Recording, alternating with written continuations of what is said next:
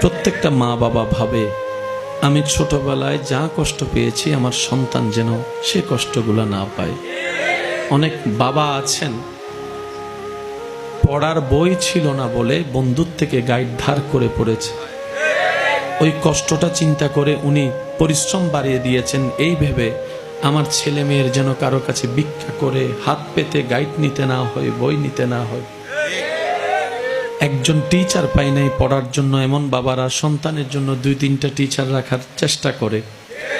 ছোট্টবেলায় ভাতের মার খেয়ে পেটের ক্ষুধা নিবারণ করা বাবাগুলা আজকে সন্তানদের প্লেটের সামনে পোলাও রোজ বিরিয়ানি দেওয়ার সর্বোচ্চ চেষ্টা করে। সবাই ভবিষ্যৎটাকে একটু বেটার চাই। আমি না পাইলে অন্তত আমার ছেলে মেয়ে যদি পায়, এই পাওয়ার ভিতরে আমি বাবা সুখ খুঁজে নিব, আমি মা সুখ খুঁজে নিব। কত ভালোবাসা, কত মায়া। অথচ হাসরের ময়দানে সেই বাবা সন্তানকে বলবে আমি তোকে চিনি না, আমি তোকে চিনি না। মা বলবে আমি তোকে চিনি না, চিনতে চাইও না। যখন বেসাহারা হয়ে ঘুরবো আপনি আমি আপনরাই চোখ উল্টাই নিবে, তখন নবী রাহমাতুল্লিল আলামিন ডাক দিয়ে বলবে উম্মত আমি তোকে চিনি, আমি তোকে চিনি, আমি তোকে চিনি।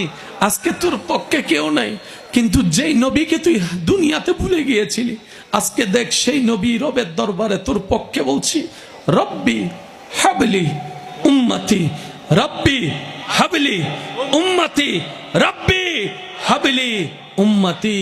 ও মাওলা, আমার সন্তান আমি চাই না, আমার মেয়ে আমি চাই না, আমার সাহাবা চাচ্ছি না। আল্লাহ আমার গুনাহগার উম্মত গুলাকে আমাকে দিয়ে দাও, আমার গুনাহগার উম্মত আমাকে দিয়ে দাও, আমার পাপী উম্মত গুলো আমাকে দিয়ে দাও।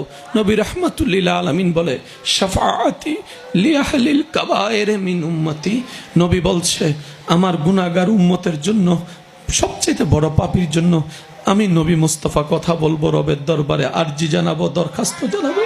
নবী বলে উম্মত কেউ তোকে মনে রাখবে না হাসরে, উম্মত হিসেবে আমি নবী তোকে মনে রাখবো, বান্দাকে রব্বুল আলামিন মনে রাখবে, দয়া করবে। সুবহান